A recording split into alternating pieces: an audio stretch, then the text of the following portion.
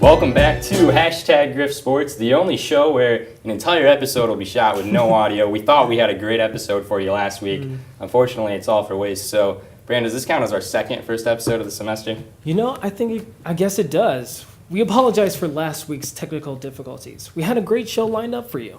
We had a great interview with Griffs first baseman Jimmy Lupins, a brand new segment hosted by Christina Dubato, and the highlights from the first week of Griffs action. Yeah, well, these are just the kind of things that are going to happen when I don't study sports broadcasting at Syracuse. But we'll try to have Jimmy back on the show when it gets closer to baseball season. Christina will be back on a fairly regular basis doing a lot of different things for us. But we are here this week, and we will make it up to you. Later, you'll see our interview with forward Brianna Smith of the Griffs women's soccer team, and we'll sit down with Jourdon LaBarber to talk about the release of the men's basketball schedule. There's some exciting games coming up this season, including a matchup on the road against Notre Dame. But before we get all to that, let's jump into this week's highlights. And let's start with Griffs volleyball. They hosted the Golden Griffin Invitational last weekend, but unfortunately lost all 4 matches they played. It started on Friday. The Griffs lost 3-1 to Eastern Michigan and were later swept by North Carolina State, dropping their first 2 contests of the season. Freshman outside hitter Caitlin Tyler was the star of the show on Friday. She led the team with 21 kills over both matches, putting on an excellent performance in her Griffs debut. The Griffs also debuted a new libero this season as Emily Litwin slides into that role, replacing the legendary Allie Severin. Litwin had 43 digs on the day. Moving on to the second day of women's volleyball, they didn't get any better as they lost both matches to Hartford. That was 3-1 to Hartford and also to Cleveland State, 3-0. The silver lining is that they got another strong showing from their young players. Freshman outside hitter Jacqueline Malusa recorded a double against Hartford, and sophomores Rachel Klein and Amy Olsinski put up career highs with 10 and 4 kills respectively versus Cleveland State. But it really seems like couldn't get things going, right, Kyle? Yeah, the 4 losses are tough, but this team struggled early on last year as well before turning things around. But it was good to see the younger Griffs step up a little bit. Griffs women's soccer has also struggled to get things going early this season, and they went winless on their recent trip to the Carolinas. They lost Game 1 5-3 to Charleston Southern. Freshman midfielder Sabrina Fitzgerald netted her first career goal, and Bree Smith put home 2 goals to move her into 4th on the all-time list. Wow. She is only 3 goals shy of 2nd place in Canisius history. The Griffs then went on to finish the second game of the trip in a tie against the Citadel. The 1-1 draw puts the Griffs at 1-3-1 on the season. Another freshman mid, Callie Good, recorded her first career point on an assist to Bree Smith, and Megan Tock had a season-high 9 saves. Men's soccer got off to a better start to the weekend. They beat Bucknell 3-2 in a 96th minute with Asani Samuel's first goal of the season. Sophomore Alex DeCarolis had the first 2 Canisius goals, proving that he could back up his selection to the All-MAC preseason team. But they didn't quite have much luck in the second game of the weekend, falling 4-1 to St. Francis. Head coach Dermot McGrain attributed the loss to a poor 10-minute stretch to start the second half, in which they followed 2 St. Francis goals. Sophomore midfielder Chris Biardi had the only goal for the Griffs. For the first time in 7 years, the Griffs were unable to sweep the Little 3 championship in cross country. The Griffs men took 9 of the top 11 spots, sweeping the top 5. Sophomore Michael Anfelt won the event, followed by fellow sophomore Cooper Roach. A trio of freshmen, Brennan Root, Xavier Savago, and Jeff Antelos rounded out the top 5. St. Bonaventure won the event on the women's side. The Griffs were led by senior Mikkel Collins' 4th place finish. Lastly, Griffs Golf finished 13 out of 14th in the 54-hole Turning Stone Tiger Intercollegiate Tournament. Sophomore Andrew Romano led the Griffs, tying his collegiate career low with an even par 72 in the event's last round. Coming up this week for the Griffs volleyball will take part in the Mountaineer Invitational on Friday and Saturday, squaring off against Fordham, West Virginia, Norfolk State, and the United States Navy. Women's soccer will play at home on Friday night against Detroit, and then hit the road to take on Northern Kentucky on Sunday. Meanwhile, the men's team will battle University of Massachusetts Lowell on Sunday at the Dempsey Sports Complex before heading down Main Street for a matchup against UB. Next on hashtag Griff Sports, our interview with Griff soccer star and boxing champion Brianna Smith. And later, we'll be joined with Jourdon LaBarber to talk about the men's basketball schedule. Stay here with hashtag Griff Sports.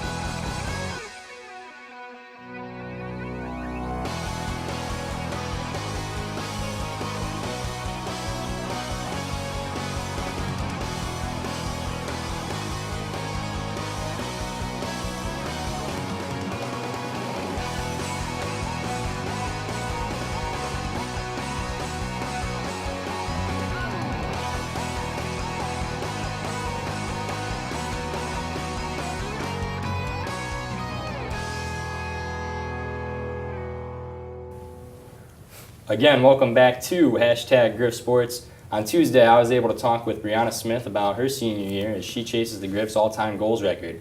I also found out that Smith is an excellent boxer and a big Harry Potter fan. Here's what she had to say. I'm Kyle Ferrara with #Griff Sports, here with forward number 9, Brianna Smith, for the women's soccer team. And Brianna's a senior. She's had a very successful career here, and we're out on the field now. You're kind of looking around. Take us back to the best memory you have over your years playing here at Canisius. I definitely have to say it was being able to go to Max my freshman year. Being a senior now, you kind of take it for granted, being able to go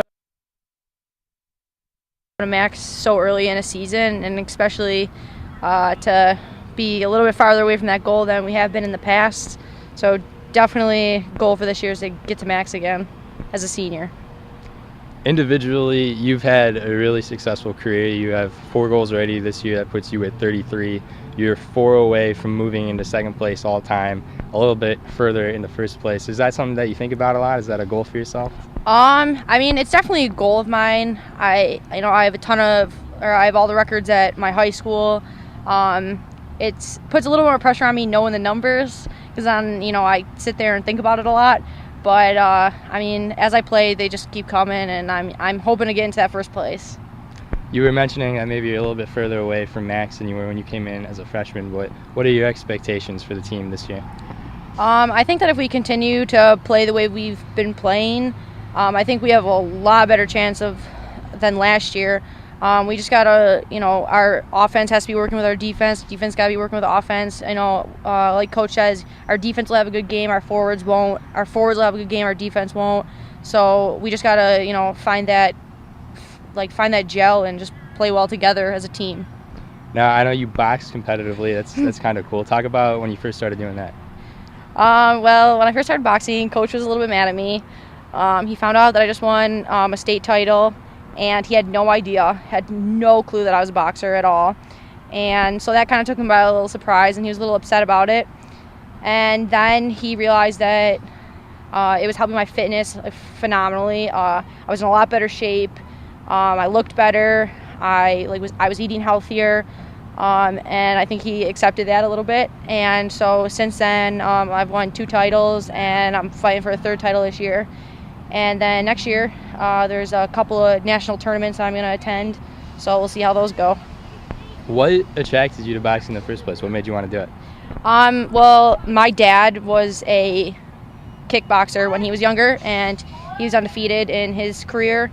So my dad's always had, we've always had fighting in the family, and my coach is like a family friend as well. So I originally just started just to keep in shape, just a different type of workout for soccer. And then I realized I like to punch people in the face. So, and actually after, I think it was 4 weeks of training, I fought my first state title and won. And I knocked her out. So, I mean, that's a great feeling, and you just want to continue after that. So it sounds like you just kind of have a natural ability for it, which is really cool in itself. Do you think there's anything besides the fitness standpoint of all of it that helps you in your soccer game too? Absolutely. I think that I've always played team sports my entire life, and boxing was the first individual thing I ever had to do. And you learn a ton about yourself, and you know how far you can push yourself. And when you're in the ring, I mean, yeah, you have your coaches, you have the fans, but in reality, if you get beat, that's your fault. You didn't work hard enough. So I think that boxing has helped me become the person I am today, and helped me in training to push myself individually, because that was always a huge problem of mine in team practices, slacking off, just doing enough to get by. But I want to win in boxing and soccer, and to win you need to put 100% in every single time you step on the field, or every single time you're in the ring. Was there anything really basic that you'd be comfortable showing us on camera right now? What's basic? Well, like a stance? Yeah, just one of the first things that you were taught when you started picking up boxing that you could show us here. I guess just the stance. If you're right-handed, your power hand's going to be in back. Mm-hmm. So you're going to stand like this, power hand's in back, your lead hand is in front, hands up. That's pretty much about it. And you just learn your 3 basic punches, which is jab, cross, hook. Okay. So do you think you could definitely beat a guy like me? Because I've never really been in a fight before, I'll admit it. Probably. We will be sure not to do that on camera then. The other thing I know about you is that you're a huge Harry Potter fan, is that right? Oh boy. Yes. If you were a character from the Harry Potter series, which one would you be? This is a really tough question. I mean, Harry's awesome, but I would have to say I'd want to be Ron because he's pretty cool. He's like quirky and fun, and definitely Ron. So you think you've got the same kind of personality as a Ron Weasley? Except not as stupid sometimes. Only sometimes. Sometimes. All right. Brianna, thanks for joining us today. You were great, and good luck the rest of the year as you continue to chase the goal milestone. Thank you. This is Kyle Ferrara for #Griff Sports. Now we'll go back to the studio. I was just there, and now I'm here. How did you do that? That's so weird. That was Brianna Smith, and that leads us into the return of one of our favorite games, Odds. This one is going to be hosted by John Langley this year. We'll throw it over to him now. And John, fire away. Alrighty. First, what are the odds that Brianna Smith breaks the all-time goals record? You want to start this one? Why don't we reveal this at the same time here? Get a little good debate going. Oh, okay. But I don't. She's got an excellent shot at second place. She only needs 3 more goals, so that's virtually 100%. But as far as moving into first, pretty slim. I'm only saying 10%. Ooh, and I think that's a little bit too low. I mean, sure, she only has 14 more games left, and it's going to be a tough schedule for her. But it's her last year, her senior year. I think a fire's going to come out. I'm going to give her 30%. Brandon, all that emotional stuff, that's great, but she needs 17 goals this year, counting the one she already had. She needs 17 total goals. That's more than she's had in her best season here. I love the optimism, but I think your Bills fanship is rubbing off on you. Whoa. She admitted it's tough for her to do it, and I think the chances are pretty low. Crazy things have happened before in sports, so why not this can happen? I mean, 30% is kind of low, but at least she has a chance. 14 more games, I think she has a little chance to do it. Possibly. We will see. I think she's a lock for second, but that's probably where she'll stay. Let's shoot it back over to John. Alrighty. Which team has the best odds to win a MAC championship? Men's soccer, women's soccer, or volleyball? Well, I have to look at all 3 teams. Let's start with the women's soccer team. They, as I said as the last topic, the women's soccer schedule is going to be a lot tougher. I mean, they have a couple losses on their schedule. I think it's going to be really tough for them. Now, look on the men's soccer, they have all right potential, but I don't think they're really good enough. I mean, they didn't go to the MAC championship last year, so that's going to be pretty difficult for them. But volleyball, they did go to the MAC championship last year, and I think they have a lot of potential, even though they lost 4 games. I'm going to give them 35%. Did we just agree? 35% for volleyball for me as well. Oh, God. I don't think either soccer team really has a legitimate shot to win a MAC championship. Yeah. The women's team, they are where they are. We all know the kind of shape that program is in right now. The men's team had a good start to last season, but kind of fell off. I think they're going to be really improved, but I still don't see them as a championship team. I don't even necessarily know that the volleyball team is a lock to contend for a championship, but they've got the best chance of anybody. 35%, I'm shocked we both agreed on that. That's freaky. John? Alrighty. The odds the Griffs basketball team defeats the Notre Dame Fighting Irish this year. It's a tough task. I went and watched them at Syracuse. It was cool that they competed in the first half, but we all knew they didn't really have a chance in that game. I think this year it's pretty similar, and I'm going kind of low, but Brandon, tell us what you think. Sports can be unpredictable. I mean, anything can happen on game day, and upsets have been created before in college basketball. I mean, that's the story of March Madness, the Cinderella shoe on every little sports team. I mean, Florida Gulf Coast, nobody expected them to do as well. Why not Canisius? I think they might have a little chance, but not really that great. Notre Dame is a premier team, a premier school. I think it's going to be tough for them, so I'm going to give them 20%. Brandon, I think your argument for every single topic is the same thing. Oh, anything can happen in sports. Look, Griffs have a 12% chance. Anything can happen, yeah, sure, but Notre Really, Dame 12? is too good. It's going to be their fourth game of the season if you count the NIT tournament, which we'll talk with Jordan later. I just don't think they have a good enough shot to beat Notre Dame. That says nothing about the shape that their program is in. They're going to compete this year. Notre Dame's just too good. Yeah. Alrighty. Odds the Griffs repeat as Battle of the Bridge champions. I'd say those odds are pretty good for them to do it again. Remember, they started off slow last season, and Niagara had the lead going in to the spring season of sports. And that's because their soccer teams are better, their basketball teams last year were better, but the Griffs, 65% chance that they repeat as champions, and that's because overall, our hockey team, they're comparable. I really like our hockey team this year. I think they'll be better. How about Bianco? Baseball, softball, we have the advantages there. They've done it 3 years in a row. I see no reason why they can't do it a fourth. You know what? I actually agree with you, Kyle. I mean, they really have a solid chance to make it a four-peat. All the Canisius teams are looking a lot better, even though it doesn't show it at the beginning of their regular seasons. But Niagara hasn't really improved that much, so I'm going to agree with you, but give them a higher percentage in 70%. This is too weird for me. I don't like agreeing with you. He's from Cleveland. Let's just go back to John before I start getting too uncomfortable on camera. Ugh. We'll continue to get uncomfortable because what are the odds Brianna Smith can beat up Kyle? Woo! Brandon, that's all you. Everybody knows that she is an excellent boxer. She plays soccer. She's like the same height as you. I'm going to have to go to an incredible over 9,000%. Well, Brandon, that's not even possible. And look, I'm not even going to deny it. 100% chance Brianna Smith could beat me up. But here's the thing. She's a sweetheart. I had a great talk with her. And I'm not going to put myself in a position where a girl is going to have to beat me up. I am a perfect gentleman. Why would Brianna Smith want to beat me up? So chances she would beat me up, 0. Chances she could, it's 100%. I'll admit it. Well, we're saying if there was a chance that you guys would be in a fight, she could over 9,000% beat you up. We wouldn't be in a fight. I'm a great guy. Okay, Cleveland. Yeah. That has been odds. I'm glad Brandon didn't bring my personal life into this.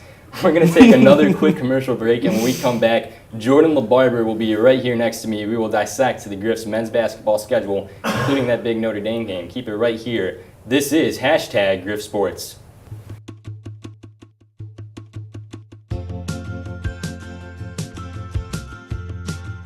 There was one day that we had just done the cardiovascular unit, in class that day. And then right after class, I went over to the Vascular Institute, volunteered, put the scrubs on.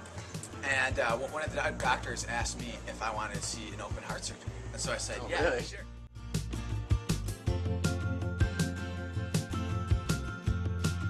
I came into Canisius as obviously as a freshman, not really sure what I wanted to do.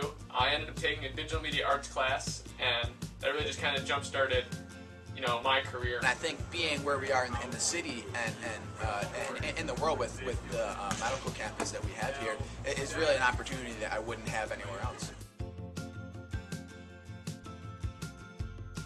It's more than just academics. Meet different people. Go out and do things. There's so much more to college. It's an experience. I instantly fell in love with doing video work, graphic design.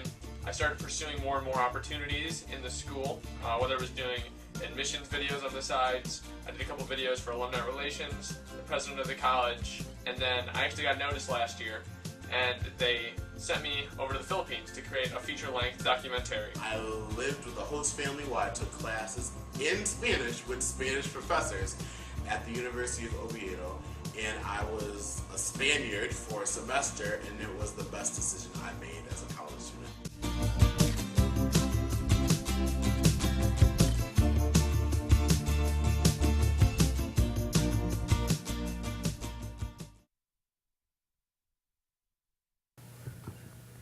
Welcome back to #Griff Sports. First of all, I made an error in that last segment there. I said the Notre Dame game is 4th on the Griff schedule.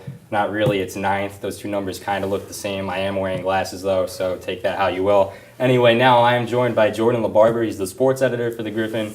He's the beat writer for the men's basketball team. And last week, the Griff schedule was released, and there's some exciting games on it. They've got the matchup against Notre Dame that we've been teasing, and they also play in the NIT season tip-off tournament, which is something that this program wouldn't have been invited to the last couple of years.